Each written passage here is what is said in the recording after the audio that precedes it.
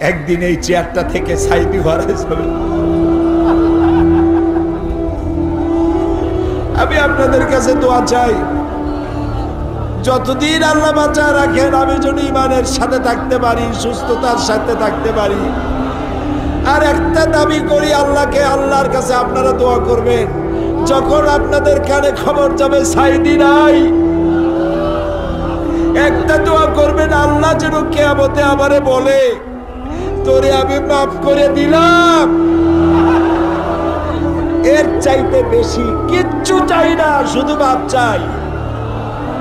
রব্বুল আলামিন আমাদের মাফ করে দিও আল্লাহ। আলেম ওলামাকে ঐক্যবদ্ধ করে দিও, আলেম ওলামা পীর বুজুর্গ সব এক বানাইয়া দিও আল্লাহ। একদিন এই চেয়ারে সাইদি থাকবে না, হারিয়ে যাবে একদিন, এটাই স্বাভাবিক।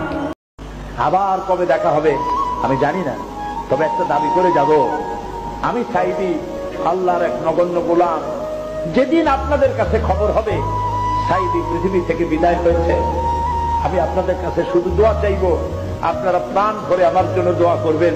আল্লাহ রাব্বুল আলামিন কিয়ামতে আমাকে যেন ক্ষমা করে দেন, আল্লাহ পাক তার জান্নাতের ভিতরে যেন জায়গা তৈরি করে দেন। আমি শুধু আপনাদের দোয়া চাই।